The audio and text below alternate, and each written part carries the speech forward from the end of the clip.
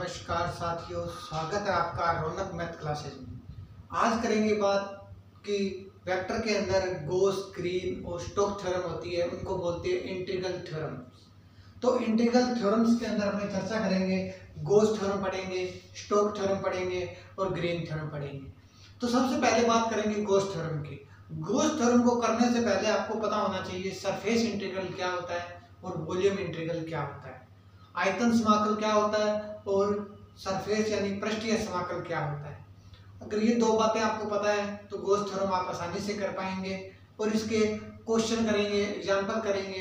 तो ये एग्जाम के व्यू से ये जो चैप्टर है वेरी मोस्ट इंपॉर्टेंट है। इससे पहले आपने चैप्टर देखा था डाइवर्जेंस, ग्रेडियंट और कर्ल। तो अब बात करेंगे अपने इंटीग्रल थ्योरम में। सबसे पहली बात करते हैं गोस थ्योरम से पहले आपको पता होना चाहिए surface integral. Surface integral Hindi में बोलते हैं इसको पृष्ठीय समाकल।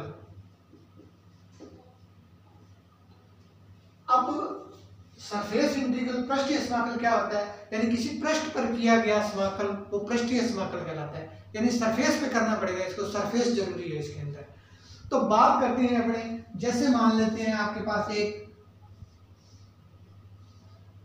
ये घन है, आपके पास एक, अगर इसमें अपने पृष्ठ देखें तो पृष्ठ इसके अंदर होते हैं 6 पृष्ठ होते हैं, 1 2 3 4, एक ये 5 और एक ये 6 पृष्ठ होते हैं। इसके अंदर 6 पृष्ठ होते हैं। जो किनारे होते हैं वो 12 किनारे होते हैं और जो कोने होते हैं वो 8 कोने होते हैं इसके अंदर। तो सरफेस इंटीग्रल का मतलब है पृष्ठ पर करेंगे, जैसे ये पृष्ठ है, ये पृष्ठ है, 6 पृष्ठ होते हैं इसके अंदर घन के अंदर। तो पृष्ठ की बात करें तो जो पृष्ठ पर किया गया समाकल होता है वो पृष्ठीय समाकल होता है। इसको अगर अपने डिनोट कैसे करते हैं वो बता रहा हूं मैं आपको।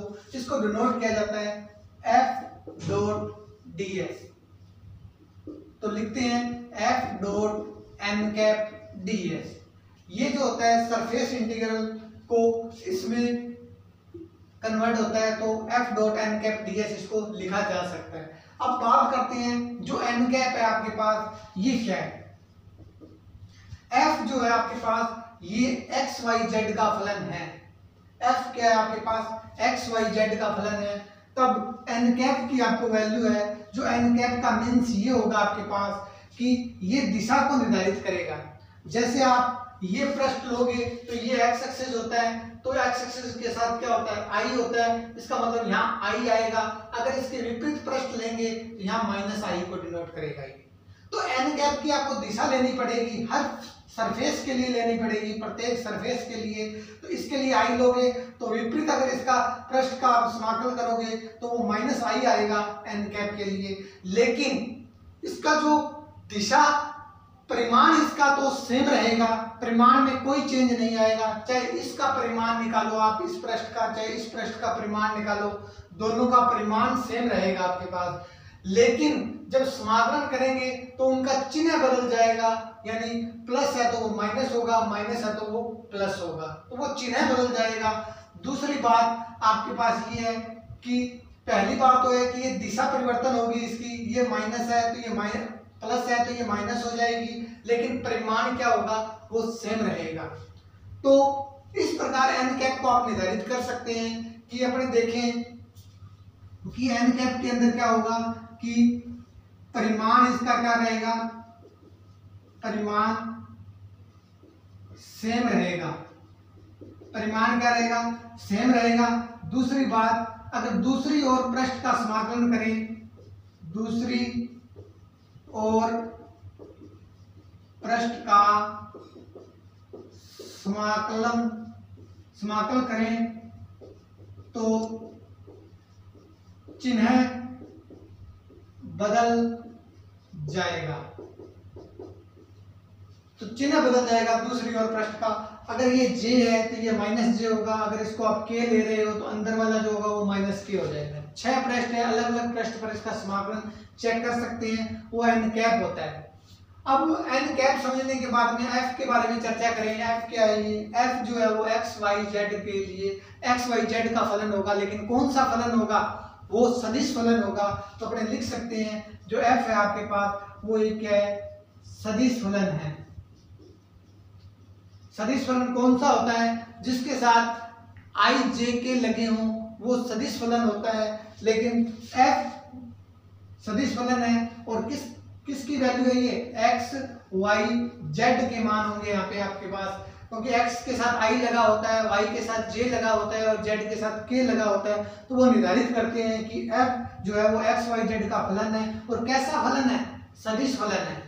तो ये आपको सरफेस इंटीग्रल के बारे में पता होना चाहिए। अगर इसका मैं कार्टेशियन फॉर्म लिखूं, इसका कार्टेशियन फॉर्म लिखूं यानी कार्तीय रूप, इंग्लिश में बोलते हैं इसको कार्टेशियन फॉर्म। अगर इसकी कार्टेशियन फॉर्म देखें अपने तो क्या बनेगी आपके पास। तो सबसे पहले मैं देखूं इसकी कार्टेशियन फॉर्म, डायरेक्ट मैं लिख दूं यहाँ पे, तो सीधी सी बात है कि जो ये f है आपके पास ये f1 में कन्वर्ट हो जाएगा। अब दो ही पृष्ठ लेने हैं आपको। अगर इस x अक्ष पे सरफेस ले रहे हो आप, ये कार्टेशियन फॉर्म का मतलब होता है ये x y z में चेंज हो जाएगा। x y z में इसको चेंज करना है। ये x एक्सिस है, ये y एक्सिस है और ये z एक्सिस है। ये z एक्सिस, ये y, कुछ भी माने अपने। तो जो f1 है आपके पास दो ही पृष्ठ लेंगे अपने, चाहे ये पृष्ठ लेंगे, ये पृष्ठ लेंगे, या ये पृष्ठ लेंगे या ये पृष्ठ, कोई दो पृष्ठ लिए जाते हैं। अब ये जो पृष्ठ है ये किस पृष्ठ पे बन रहा है, x एक्सिस पे बन रहा है। तो अपने यहाँ जो f1 के साथ लेंगे वो लेंगे dy dz। बात करें यहाँ दो ही पृष्ठ लेने हैं, इसलिए दो बार इसका समाकलन किया गया है, क्योंकि ये कार्तिक रूप में चेंज कर रहे हैं सरफेस इंटीग्रल को। तो कार्तिक रूप में f1 dy dz। फिर बात करें अपने f2, यहाँ y के सापेक्ष होगा, y के लेंगे तो y नहीं लेंगे, इसका मतलब dz और dx लेंगे। और f3 की बात करें तो यहाँ dx और dy लेंगे, dz नहीं लेंगे। तो इस टाइप से इसका जो कार्तीय रूप होता है वो ये होता है, आपको सीधा डायरेक्ट लिख दिया। अब f1 f2 f3 क्या है आपके पास, ये जो है ये सदिश फलन थे, लेकिन जब इसमें कन्वर्ट हो गए ये तो ये अदिश का रूप धारण करेंगे। तो ये अदिश बन जाएगा जब इसके साथ dy dz dz dx और dx dy लगेंगे, तो ये क्या बन जाएगा, अदिश बन जाएगा ये। अब ये सरफेस इंटीग्रल हुआ, ये उसका कार्तीय फॉर्म हुआ। तो जो f1 लोगे उसके साथ x का प्रश्न नहीं आएगा, यानी dx नहीं आएगा उसके साथ। जब आप y का लोगे तो dz और dx आएगा, y वाला प्रश्न नहीं आएगा, यानी dy नहीं आएगा। और जब f3 लोगे तो dz नहीं आएगा, dx और dy आएगा। सिर्फ दो ही प्रश्न आएंगे आपके पास, क्योंकि दो बार इंटीग्रेशन में लिखा है, इसका मतलब दो बार है ये, तो दो ही प्रश्न आएंगे। तो दोनों का समाकलन करना पड़ेगा आपको, एक तो z के रिस्पेक्ट करना पड़ेगा, एक y के रिस्पेक्ट करना पड़ेगा f1 का। f1 f2 x y z के फलन होंगे ये आपके पास। अब बात करते हैं अपने सरफेस इंटीग्रल के बारे में, बात करेंगे अपने वॉल्यूम इंटीग्रल। तो वॉल्यूम जो इंटीग्रल होता है आपके पास वो देखते हैं क्या होता है।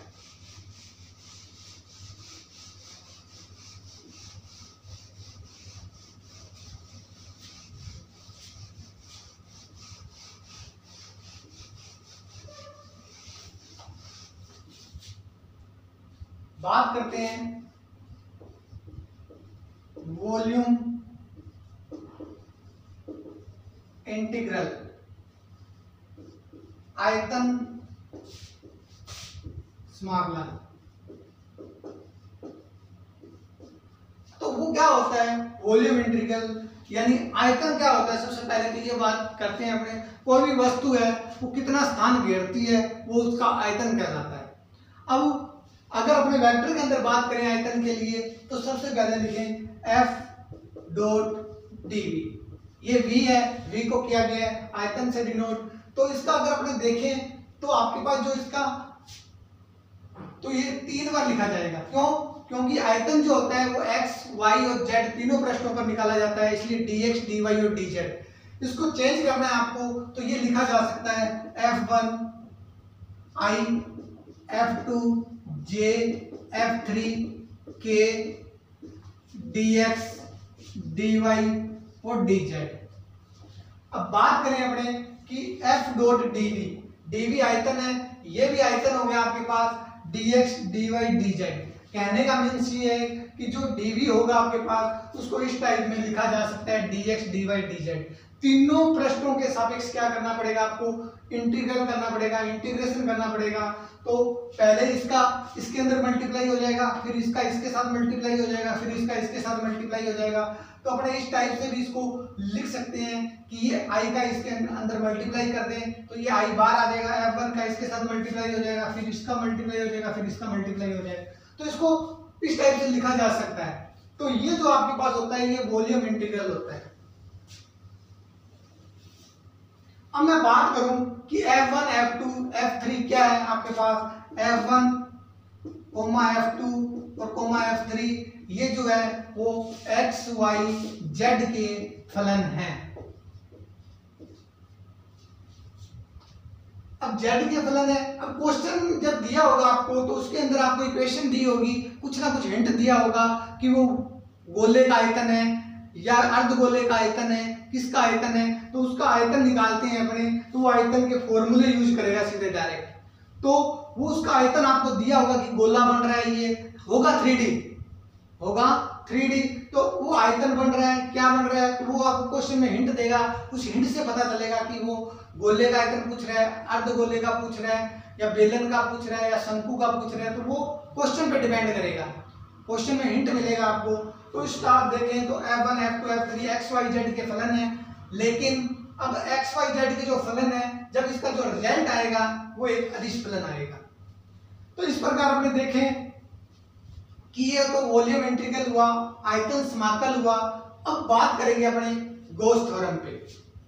जो गॉस थ्योरम होती है आपके पास,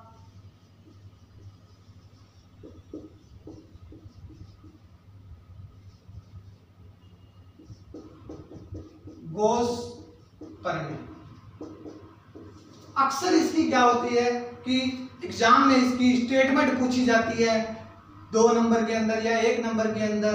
तो उस प्रकार अपने देखें गॉस थ्योरम की जो स्टेटमेंट होती है आपके पास वो क्या होती है, उसके बारे में अगर अपनी चर्चा करें तो जो सबसे पहले मैं लिखूं, अगर इसकी जो स्टेटमेंट होती है तो वो लिखूं मैं, तो वो होती है आपके पास f dot n cap ds बराबर डाइवर्जेंस f dv।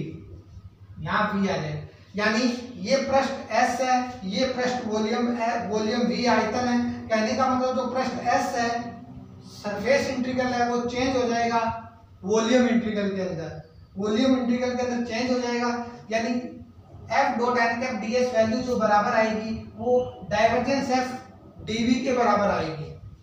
अब डाइवर्जेंस f dv के बराबर आने के बाद में आपको ये जो होती है ये गॉस थ्योरम की स्टेटमेंट होती है कि f dot n cap ds divergence f के बराबर होगा। तो लिखेंगे क्या इसकी स्टेटमेंट के अंदर अपने, तो सबसे पहले लिखेंगे अपने कि किसी सदिश फलन f का, किसी सदिश फलन f का अभिलंबिक सदिश उस डाइवर्जेंस शर्त लिए गए समाकलन के डाइवर्जेंस f के इक्वल होता है। तो ये बात अपने लिख सकते हैं कि किसी सदिश फलन f का बंद क्षेत्र में लिया गया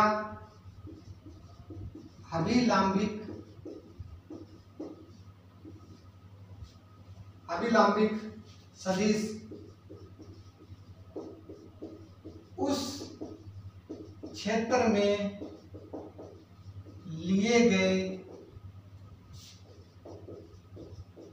लिए गए डाइवर्जेंस f के आयतन समाकल के बराबर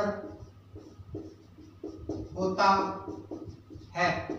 तो इसकी जो स्टेटमेंट बोलती है गॉस थ्योरम की, वो कहती है कि किसी सदिश फलन f का बंद क्षेत्र में लिया गया अभिलंबिक सदिश, अभिलंबिक मतलब n कैप ds, वो किसके इक्वल होगा, डाइवर्जेंस f ये डाइवर्जेंस एफ है, न कि ग्रेडियंट एफ है। यहाँ डॉट लगा है, इसका मतलब ये डाइवर्जेंस है। तो डाइवर्जेंस एफ के इक्वल क्या होता है, आयतन समाकलन के बराबर होता है। तो ये आपको स्टेटमेंट पता होनी चाहिए गॉस थ्योरम की। अब इसके बेस पे आपको क्वेश्चन करने हैं और एग्जाम्पल करने हैं। तो बात करूं मैं क्वेश्चन किस टाइप से आएगा आपके पास। एफ यहाँ पे क्या है, एक सदिश फलन है। क्या है, एक सदिश फलन है एफ। यहाँ पे जो सदिश फलन है तो उसमें आई जे के एक्स के साथ आई लगा होगा, वाई के साथ जे लगा होगा और जेड के साथ के लगा होगा। तो ये तो सदिश फलन है, एन कैप की दिशा निर्धारित कर रही है, ठीक है।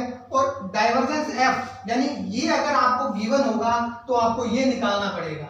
यानी ये क्वेश्चन में गिवन होगा, अपने इसकी वैल्यू निकालेंगे। ये डीवी आयतन है तो आयतन तो dx dy dz लिखा जा सकता है। अभी इसकी कार्तीय फॉर्म भी पढ़ेंगे अपने, ये तो डायरेक्ट फॉर्म है, इसकी कार्टेशियन फॉर्म अलग से होती है, वो भी बताऊंगा। लेकिन ऐसा क्वेश्चन आ जाए तो उसको कन्वर्ट करना पड़ेगा डाइवर्जेंस एफ के अंदर आपको। और एफ आपको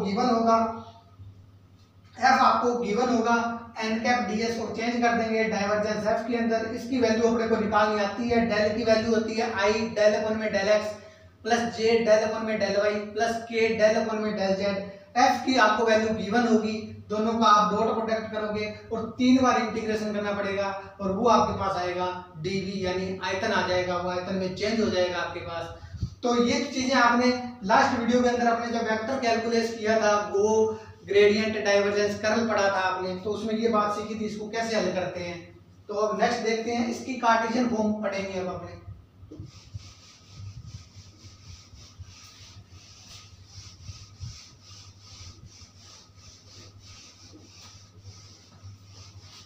अब गॉस थ्योरम की अगर अपने कार्टेशियन फॉर्म की बात करें, इसका कार्तीय रूप यानी कार्टेशियन फॉर्म, जो इसकी कार्तीय रूप होगा वो क्या होता है कार्तीय रूप, वो देखते हैं अपने। तो सबसे पहले इसको अगर कार्तीय रूप में बनाया जाए तो वो बनेगा आपके पास डबल इंटीग्रेशन F1। यहाँ जो पृष्ठ होंगे, क्योंकि ये सरफेस है, सरफेस में हमेशा ही पृष्ठीय समाकलन में 2 ही पृष्ठ लेते हैं अपने। 2 पृष्ठ कौन से आएंगे, एक तो x वाला नहीं लेंगे, dy आएगा, dz आएगा, s लिख सकते हैं यहाँ पे। F2 की बात करें तो यहाँ y नहीं आएगा, तो इसका मतलब dx आएगा और dz आएगा आपके पास। प्लस F3 की बात करूं तो यहाँ z नहीं आएगा, dx आएगा और dy आएगा। ये बराबर किसके होगा, इसको कन्वर्ट कर दिया मैंने इसके अंदर, क्योंकि ये सरफेस है, सरफेस में 2 ही पृष्ठ लेते हैं। F1 F2 ये किसके फलन है, ये x y और z के फलन होंगे आपके पास। तो इस प्रकार मैं अगर कन्वर्ट करूं मैं इसको, तो ये 3 बार इंटीग्रेशन जाएगा, क्योंकि dv होता है, dv में आयतन वॉल्यूम पढ़ा था आपने अभी, तो 3 बार उसका इंटीग्रेशन करते हैं, यानी यहाँ v लिखते हैं। तो यहाँ इसको लिखा जा सकता है डेल F1 अपॉन में del x plus del F2 upon में del y plus del F3 upon में डेल z dx dy और dz। इस प्रकार से आपने इस फॉर्म को कार्टेशियन फॉर्म में चेंज कर दिया। तो क्वेश्चन ऐसे भी लिखा आ सकता है एग्जाम के अंदर कि गॉस थ्योरम का कार्टेशियन फॉर्म लिखिए, 1 या 1.5 नंबर के अंदर ये भी पूछा जा सकता है। तो कार्टेशियन फॉर्म ये लिखनी है आपको, न कि ये लिखनी है। तो कार्टेशियन फॉर्म के बारे में पूछे तो वो एक्स वाई के अंदर होती है Cartesian form, x y z के अंदर चेंज हो जाए तो उसको कार्टेशियन फॉर्म बोलते हैं। तो ये कार्टेशियन फॉर्म है। अब देखिए तो F1 F2 F3 जो होंगे, जब इसमें वो कन्वर्ट हो गए तो वो अदिश बन जाएंगे, अदिश फलन बन जाएंगे। तो यहाँ F1 F2 F3 जो होंगे वो जब इसके रिस्पेक्ट आप डेरिवेटिव कर दोगे तो वो अदिश फलन बन जाएंगे आपके पास। तो ये जो है ये कार्टेशियन फॉर्म है।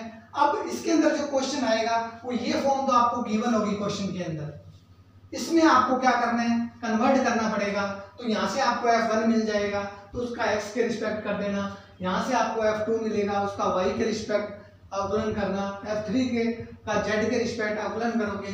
अवकलन करने के बाद में जो रिजल्ट आएगा आपके पास, पहले तो z के रिस्पेक्ट इंटीग्रेशन करोगे, फिर y के रिस्पेक्ट इंटीग्रेशन करोगे, फिर x के रिस्पेक्ट इंटीग्रेशन करेंगे, तो आपका क्वेश्चन हल हो जाएगा।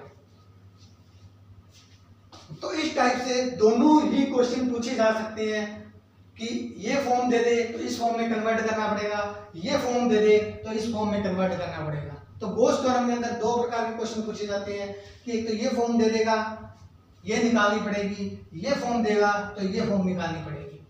अगर मैं ये फॉर्म दे दे और ये फॉर्म निकालना चाहूं तो इसको मैं इसमें कन्वर्ट कर सकता हूं, इसमें कन्वर्ट हो सकती है ये फॉर्म। कैसे हो जाएगी?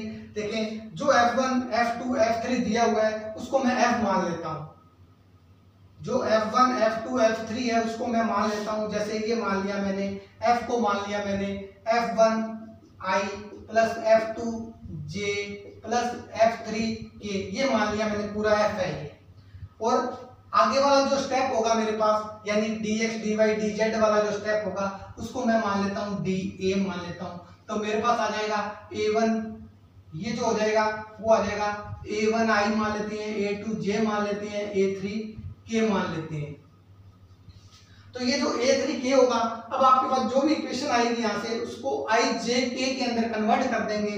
कन्वर्ट करने के बाद आपस में मल्टीप्लाई करेंगे तो वापस वही चीज बन जाएगी जो ऊपर वाली बनाएंगे। तो ये क्वेश्चन आएगा तब आपने बताएंगे इसके अंदर आपको कैसे करना है कैसे नहीं करना, तो वो देखेंगे अपने।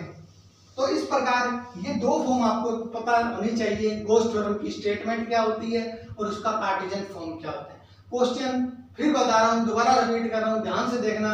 अगर ये फॉर्म आए तो इसमें कन्वर्ट करेंगे, इसका मतलब कार्टेशियन फॉर्म है। देखते ही पता चल जाना चाहिए, दो प्रश्न आ रहे हैं यहाँ पे, तो ये कार्टेशियन फॉर्म है गॉस थ्योरम की। अगर वो ये फॉर्म दे तो ये सामान्य फॉर्म है, तो इसकी स्टेटमेंट आपको पता है, इसको कन्वर्ट करना है डाइवर्जेंस एफ डीवी के अंदर। तो प्लीज टेक स्क्रीनशॉट।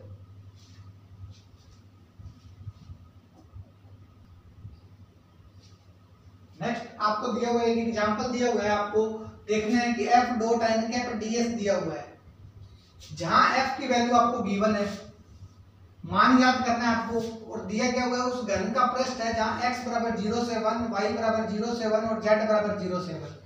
एक घन दिया हुआ है आपको, सबसे पहले तो इसकी क्वेश्चन की पहचान करनी आनी चाहिए आपको, क्योंकि जब आप अभी तो गॉस थ्योरम चल रही है, स्टोक्स थ्योरम पढ़ेंगे और ग्रीन थ्योरम पढ़ेंगे अपने, तो तीनों क्वेश्चन मिक्स आएंगे। तो आपको सबसे पहले क्वेश्चन की पहचान होनी चाहिए कि गॉस थ्योरम अपने, अगर इसका सॉल्यूशन देखें तो सॉल्यूशन इसका लिखेंगे अपने, तो गॉस थ्योरम, गॉस प्रमेय, तो अपने को गॉस प्रमेय पता होनी चाहिए क्या होती है। F dot N cap DS बराबर होता है वॉल्यूम इंटीग्रल यानी divergence dot F equal DV के बराबर होता है। ये वॉल्यूम होता है, यहाँ सरफेस होता है।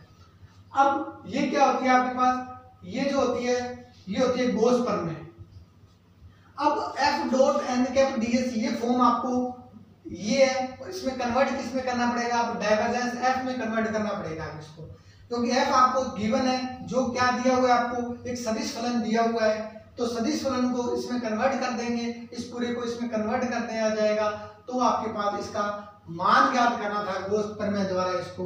तो ये गॉस प्रमेय ऑलरेडी पता चल गया आपको कि एफ डॉट एन कैप जो होता है वो गॉस प्रमेय में आता है, और उसके अंदर उसका जो रिजल्ट होगा वो डाइवर्जेंस एफ डीवी के अंदर आएगा। अब अपने कार्टेशियन फॉर्म की इसमें बात नहीं कर सकते, क्योंकि आपको यहाँ अलग अलग प्रश्न नहीं दिए गए हैं, तो इसलिए अपने कार्टेशियन फॉर्म की यहाँ बात नहीं कर सकते। अब आपको दिया गया है, सिंपल फॉर्म दी गई है आपको, तो इसमें कन्वर्ट होता है, तो ये अपने जानते हैं कि गॉस प्रमेय होती है, गॉस प्रमेय को अपने कन्वर्ट कर दिया। अब आपके पास जो देखें तो एफ आपको गिवन है यहाँ से, तो अपने इसमें अगर कन्वर्ट करें इसको, तो सबसे पहले मैं देखूं इसके अंदर, तो जो मेरे पास ये v है आपके पास, तो ये dv को अगर मैं चेंज करूं तो 3 बार इंटीग्रेशन होगा, 3 बार डाइवर्जेंस f, तो डाइवर्जेंस या तो अलग से वैल्यू निकालो या इसी के अंदर हल कर देंगे डाइवर्जेंस f को। तो ये जो होता है डेल की जो वैल्यू होती है डेल अपॉन में del x, j del upon में del y plus k del upon में डेल z। f की जो वैल्यू आपको गिवन है 4xzi minus y square j फिर प्लस yz k। i का i के साथ मल्टीप्लाई होगा, j का j के साथ होगा, k का k के साथ मल्टीप्लाई होगा, तो इसको इस टाइप से लिखा जा सकता है।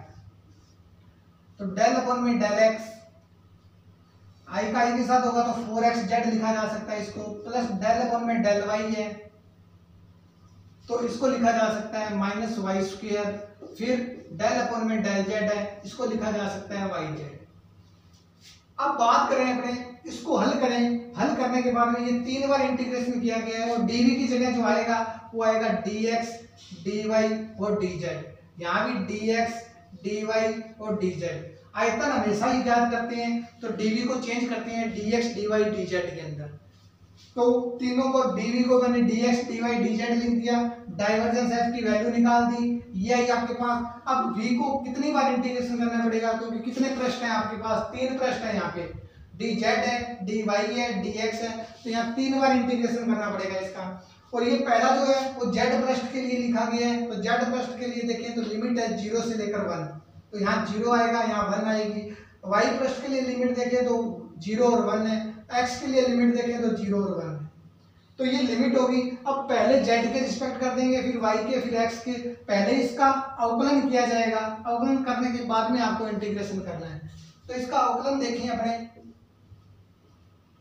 पहले अवकलन करना है, बाद में x के रिस्पेक्ट अवकलन देखें तो ये 4z आएगा, इसका y के रिस्पेक्ट देखें तो -2y आएगा, z के रिस्पेक्ट देखें तो y आएगा, तो -2y में से एक y हो जाएगा, तो माइनस के y आएंगे आपके पास, बचेगा क्या, dx dy dz, ये आपके पास आएगा। अब इसका आपको क्या करना है, पहले z के रिस्पेक्ट इंटीग्रेशन, फिर y के रिस्पेक्ट, फिर x के रिस्पेक्ट इंटीग्रेशन करते हैं अपने। तो देखते हैं आपके पास वैल्यू क्या आती है।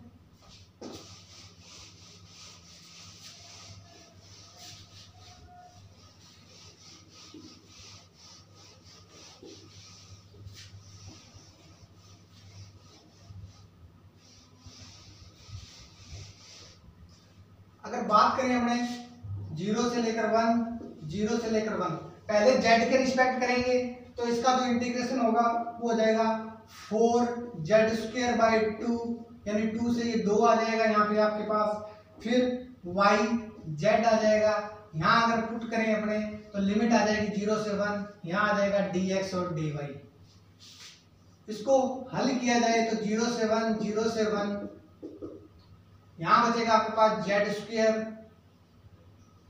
2z² माइनस में yz, 0 से लेकर 1 dx dy। अगर बात करूं मैं 0 से लेकर 1, 0 से लेकर 1, अब इसकी लिमिट पुट करें, पहले अपर लिमिट लगती है, तो ये हो जाएगा आपके पास 2, ये हो जाएगा आपके पास 1, ये 1 z की जगह रखेंगे तो ये हो जाएगा आपके पास 2, ये हो जाएगा माइनस के y। अब करना है आपको dx dy। अब इसको हल करेंगे तो पहले y के रिस्पेक्ट इंटीग्रेशन करेंगे, तो y के रिस्पेक्ट करेंगे तो ये 2y हो जाएगा, ये y² 2 हो जाएगा। अब इसकी लिमिट लगानी है y की, जिसके रिस्पेक्ट कर रहे हैं लिमिट उसकी लगती है, y के रिस्पेक्ट कर रहे हैं तो y की लिमिट लगेगी। अब इसके अंदर 1 पुट करें अपने, तो 1 पुट करें तो ये 2 आ जाएगा, ये 1 करें तो 1/2 आ जाएगा आपके पास, इनटू में क्या आएगा dx dx, क्योंकि y के रिस्पेक्ट हो चुका है, dx के रिस्पेक्ट पेंडिंग पड़ा है आपके पास। तो 0 से 1 4 - 1 तो 3/2 dx। अब इसका x के रिस्पेक्ट करना है, तो इसका जो x के रिस्पेक्ट करेंगे अपने, इसका x के रिस्पेक्ट करें तो 3/2x, ये आ जाएगा। इसकी लिमिट लगानी है आपको 0 से लेकर 1, तो 0 पहले अपर लिमिट लगती है यानी 3/2, ये 0 लगेंगे तो 0 हो ही जाएगा माइनस में, तो इसका 3/2 आंसर आएगा। तो क्वेश्चन में आपने क्या देखा, आपको एक f.n ds की वैल्यू दी हुई थी, f एक सदिश फलन दिया हुआ था, आपको ज्ञात करना था गॉस प्रमेय से इसकी वैल्यू। तो f.n ds बराबर होता है डाइवर्जेंस ऑफ f के dv, तो उसके बराबर आपने किया, उसकी वैल्यू निकाली इंटीग्रेशन करके, तो आपके पास ये वैल्यू आ गई आपके पास, ये इसका आंसर है गॉस प्रमेय से।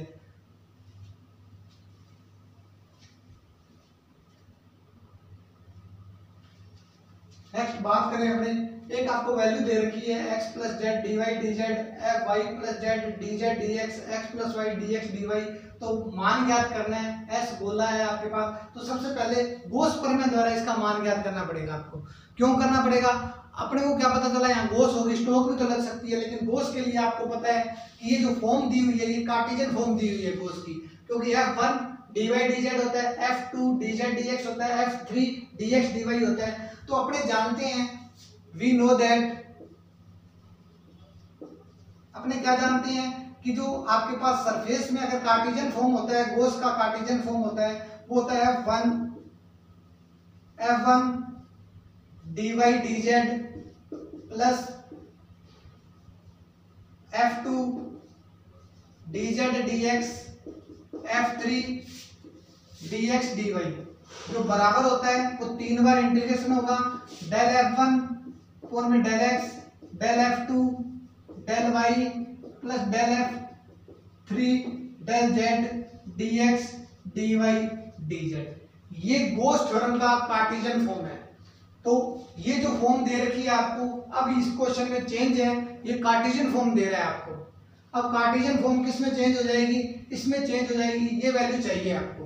तो सबसे पहले मैं अगर लिखना चाहूँ यहाँ पे, तो जो F1 की जो वैल्यू आपको गिवन है x प्लस z, जो F2 की वैल्यू है वो है y प्लस z, और F3 की जो वैल्यू है वो है x प्लस y। अब मैं इसकी अलग अलग वैल्यू निकाल सकता हूँ। तो सबसे पहले डेल F1 अपॉन में डेल x की वैल्यू निकालूं, तो F1 ये रहा, x के रिस्पेक्ट करूं तो इसकी वैल्यू 1 है। डेल F2 की बात करूं, y के रिस्पेक्ट निकालें इसकी, तो इसकी भी 1 है। डेल F3 की वैल्यू निकालूं z के रिस्पेक्ट, वो वैल्यू 0 आएगी, क्योंकि x के रिस्पेक्ट अवकलन करेंगे तो z की टर्म ही नहीं है, z के रिस्पेक्ट करेंगे तो, क्योंकि यहाँ z के रिस्पेक्ट चाहिए। इन तीनों की वैल्यू निकाल दी, इस समीकरण में पुट कर देंगे अपने। तो इनकी जो वैल्यू निकाली आपने इस समीकरण में पुट करूंगा मैं। तो 3 बार इंटीग्रेशन हुआ, क्योंकि ये वॉल्यूम में चेंज होता है तो dx dy dz लिखते हैं इसको। अब इसकी जो वैल्यू लिखूंगा तो इसकी वैल्यू आएगी 1, इसकी वैल्यू 1, इसकी वैल्यू 0, जो अभी निकाली है 1 1 1, ये पुट कर देंगे dx dy dz। अपने पास जो इक्वेशन आएगी वो इस टाइप से आएगी 2 dx dy dz। अब जो ये है, ये गोला दे रखा है आपको, ध्यान देखो, पिछले क्वेश्चन में आपको घन दिया हुआ था, इसमें आपको गोला दिया हुआ है। तो गोले के अंदर देखते हैं x square plus y square plus z square बराबर होता है आर स्क्वायर। आर की अगर मैं यहाँ पे बात करूँ, यानी ए मान लो या आर मान लो, तो ए की वैल्यू यहाँ पे मेरे पास 2 आएगी, क्योंकि आर स्क्वायर होता है यानी ए स्क्वायर होता है, तो 4 है तो यानी 2 का स्क्वायर लिख सकते हैं इसको, तो ए की वैल्यू 2 आएगी आपके पास। अब ये वॉल्यूम की बात कर रहा है, यानी गोले का वॉल्यूम, ये गोले का वॉल्यूम होगा, यानी गोले का आयतन क्या होगा वो बात करें तो 2 तो मैं बाहर रख देता हूं, यहां आएगा गोले का आयतन, यानी ये गोला दिया हुआ है आपको, इसका आयतन निकालते हैं। तो इसका आयतन जो आपके पास होता है वो क्या होता है उसकी बात करते हैं अपने। तो गोले का जो आयतन होता है, यानी इसको लिखें अपने, तो वो होता है आपके पास गोले का 3 बार लिखा गया है, इसका मतलब ये आयतन है, 3 बार लिखा गया है तो ये आयतन को शो करना है। तो गोले का आयतन कितना होता है 4/3 पाई ए की क्यूब।